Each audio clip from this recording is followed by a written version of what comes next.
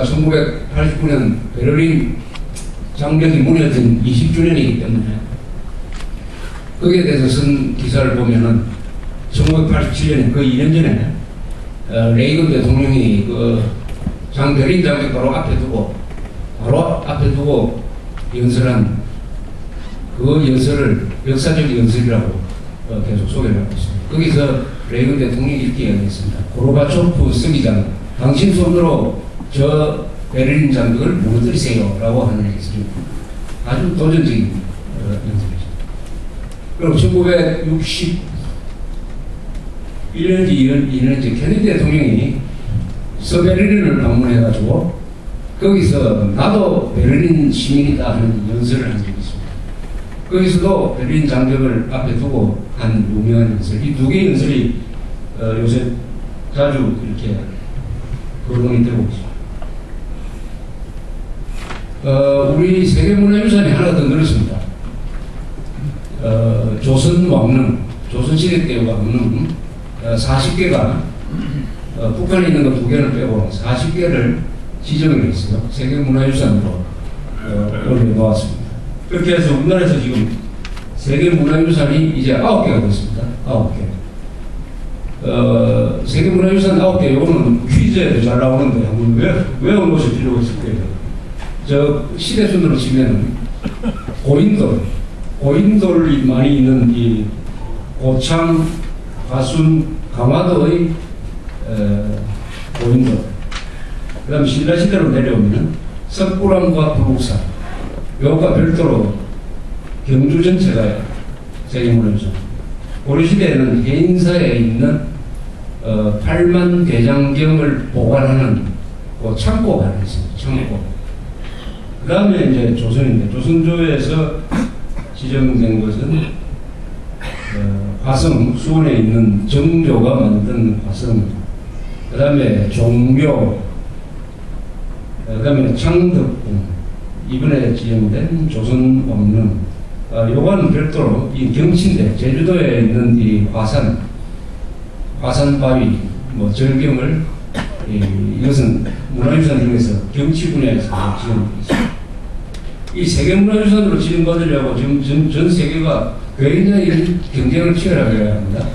한 번 지정이 되면 일단 관광객들이 많이 오니까 관광 수입 비용으로 지정을 서두르고 있습니다. 그래서 이 경쟁이 있어요. 나라마다 경쟁이 또 이렇게 붙어가지고 지금 현재는 아마 1등을 달리고 있는 것은 이탈리아하고 스페인이 거의 비슷하게 왔다 갔다 합니다. 세 번째는 이제 중국, 그 다음에 프랑스, 독일, 인도, 영국 이런 식으로. 그러니까 그걸 보면은 문화의 다양하고 문화의 깊이, 바로 그게 169 랭킹인 경우가 많아요. 세계 문화유산이 많은 순서가 관광 수입 순서이기도 하고, 또 문화의 깊이와 넓이가 다양한 나라다. 이렇게 되어 있습니다. 이번에 보니까 이 금호, 이쪽으로 오면은 금호 빌딩을 제가 항상 앞으로 가고, 우리가 또 재작년까지 금호 아시아나에서 강의를 했기 때문에 금호에 대해서 관심이 좀 있는데, 금호가 그 대우건설을 인수를 했다가 그 유동성 위기를 만났습니다. 그래서 최근에 보니까 다시 팔기로 했는데 아마 약 4조 손해를 볼 것 같아요. 살 때 한 6조, 2006년에 샀습니다. 6조를 들여서 샀는데 이제 내놓는데 막 이렇게 경기가 이렇게 되니까 반값도 못 받겠습니까? 그래서 한 4조 손해를 볼 것 같다고 이렇게 얘기합니다. 이 기업하는 사람들의 그 판단이 얼마나 어렵다는 것을 잘 보여주는 거 아니겠습니까? 2006년에 대우건설이 당시에 그 수주고로 랭킹 3위였는데 그 회사를 6조로 살 때는 정말 잘 샀다고 했는데 누가 2년 뒤에 이런 금융위기가 올 줄은 알겠습니까?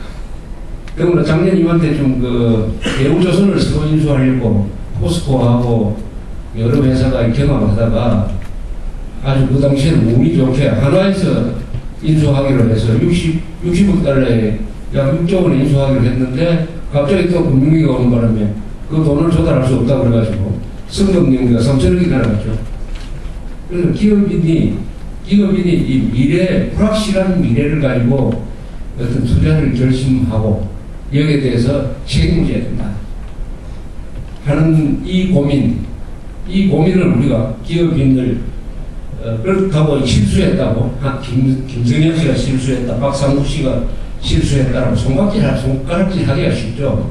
그러나 그 당사자는 얼마나 그렇겠습니까? 또 반대로 그렇게 잘 해가지고 돈을 많이 번 경우가 있으니까.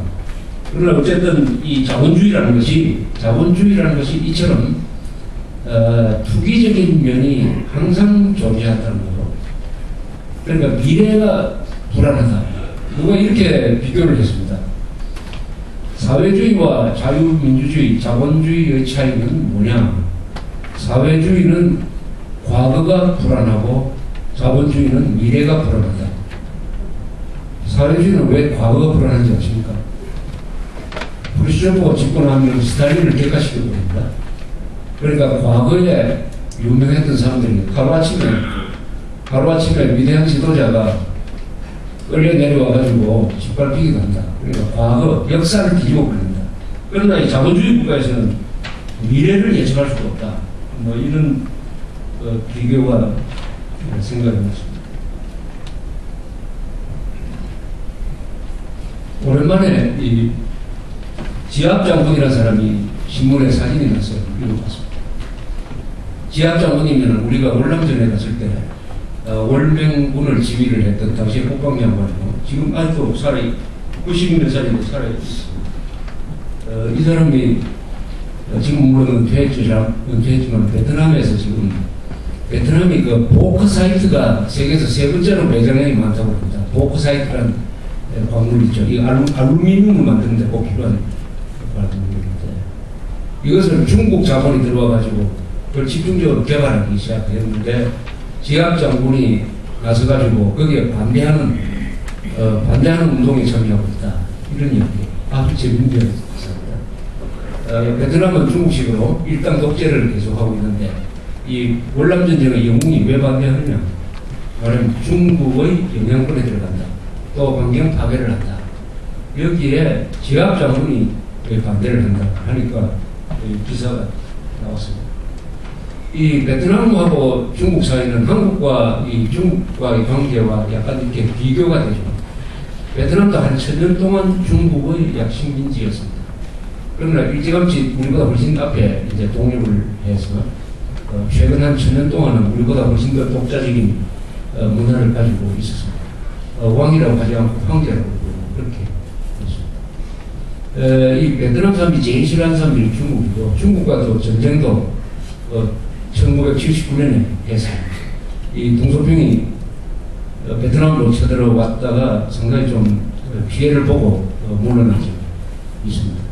베트남 사람들은 항상 중국을 거의 주적으로 지금 생각을 하고 있는 사람입니다. 그런데 경제력은 어떻게 할 수 없어가지고 지금 중국 자본이 세계 도처에서 이 광산이라든지 유전을 사들이고 있는 그 과정 중에 하나가 결국 베트남에 150억 달러를 투자를 해가지고 옥사이트 광산을 들어갑니다. 그 정도까지 내려왔다. 그것은 중국의 큰 영향을 보여주는 것이고 베트남 사람들이 가지고 있는 반중국식을 보여주는 것이고 지압 장군하고 저는 1996년에 한번 인터뷰를 했어요.